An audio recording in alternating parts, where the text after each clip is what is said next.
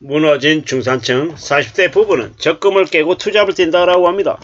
뉴스에서는 돌려가기 하는 같은 느낌이 듭니다. 무슨 얘기냐?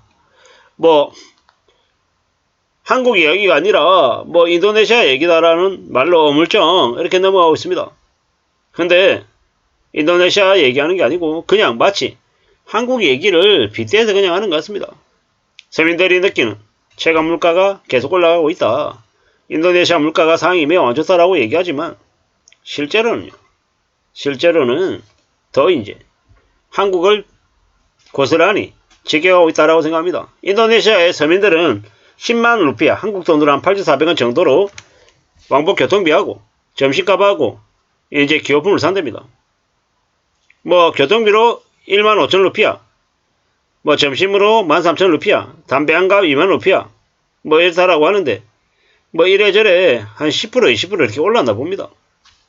이제 깜짝깜짝 놀라는 거죠.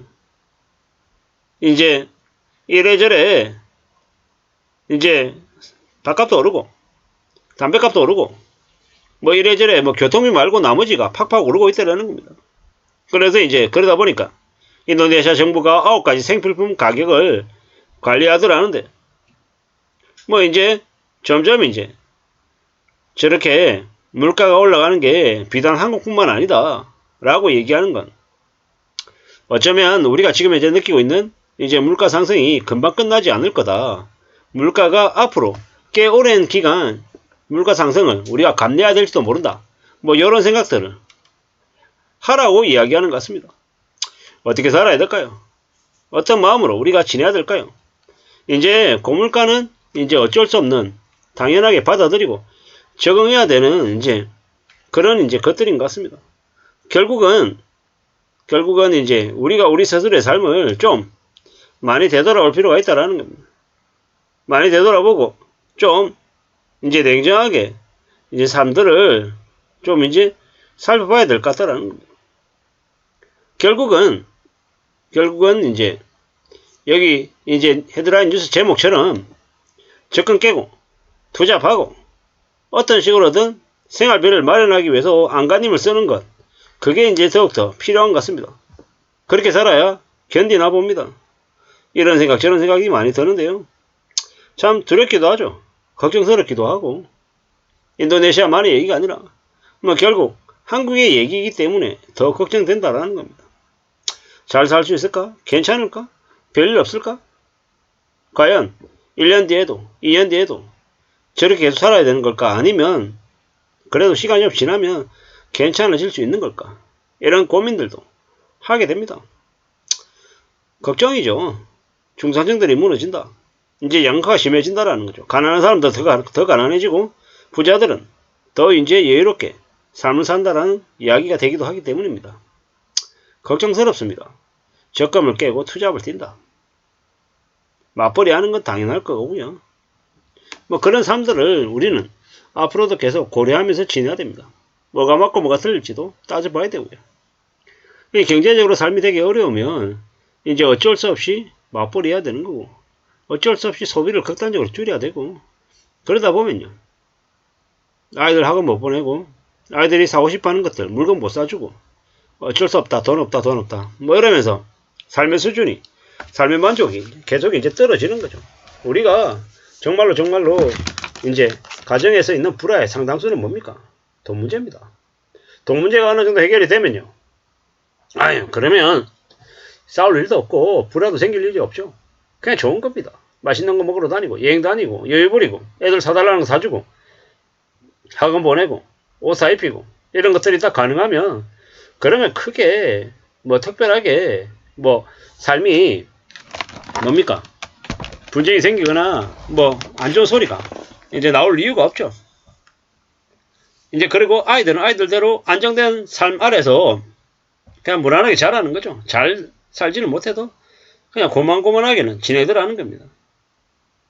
근데 만약에 이제 부모들이 돈이 없어서 바쁘게 살면 어떻게 됩니까?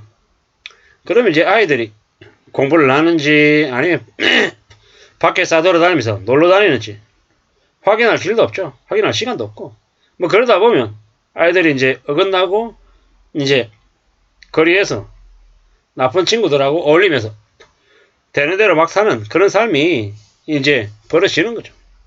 누구의 잘못입니까? 누구 때문에 그렇게 되다라고 봐야 되나요? 냉정하게, 불편하지만 현실을 좀 생각해야 됩니다. 앞으로 우리는 더욱더 힘겹고 어려운 삶을 살게 될 것인데 괜찮지 않을 텐데 어떻게 지내야 되나라고 이제 걱정하면서 지내야죠. 참 우리가 사는 삶이 조금 더 어렵습니다. 조금 더 힘들어진다라고 봐야죠. 누가 뭐라고 해도 우리가 사는 삶이 참 막막하다라고 봐야 되겠습니다. 그냥 되는 거 없다라고 생각해야죠.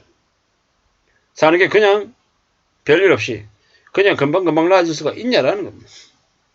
그럴 수 없다라는 거. 그래서 좀 더 냉정하게 되돌아봐야 된다라는 거. 그리고 우리는 더욱더 정신 차리고 더 이제 삶을 어떻게 꾸려나갈지에 대한 걱정도 해야 됩니다. 앞으로는 물가가 금방 내려가지 않을 거다라는 거. 그렇기 때문에 삶을 좀 더 냉정하게 생각하고 소비를 좀 더 줄이기 위해서 애써야 될 것 같습니다. 뭘 자꾸 줄여야 되고 뭘 자꾸 덜 해야 되고 하지 말라고 얘기하고 자꾸 그러는데 어떻게 살아야 되나 걱정이 더 되죠. 그런 것밖에 없으니까. 그런 염려들이 이제 자꾸 되니까 이제 많은 이제 두려움도 생깁니다. 어떻게 살겠습니까? 어떻게 살아야겠습니까? 누가 뭐라고 해도 우리가 살아가는 삶을 냉정하게 잘 따져봐야죠. 헤쳐나갈 각오를 해야 될 것 같습니다. 공들여야 된다는 겁니다. 누가 뭐라고 해도 우리네 삶은 어렵습니다. 쉽지 않습니다.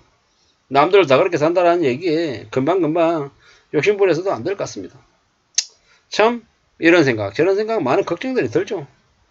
괜찮아져야 되는데 사는 게 좀 나아져야 되는데 괜찮아지지 않을 것 같고 안 나아질 것 같아서 더 걱정입니다. 그래서 더욱더 우리네 삶을 잘 되돌아보고 좀 고민하고 궁리하고 대비하면서 살아야 되겠습니다. 이렇게밖에 말을 못하는 제 자신도 좀 답답하기도 하고요. 근데 결국에는 우리는 언제든 삶을 좀 잘 좀 지켜나가기 위해서 애쓰는 것. 그거 말고는 다른 게 없는 것 같습니다. 두고 보자고요. 차근차근 우리의 삶을 어떻게 하면 좀 지켜낼 수 있을지를 고민하고 궁리해보자라고 말씀드리고 싶습니다.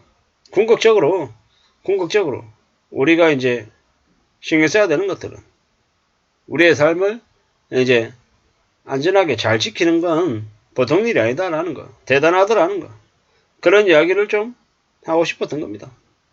차근차근 삶을 잘 좀 지켜나가면서 살아가면 좋을 것 같습니다. 이상입니다.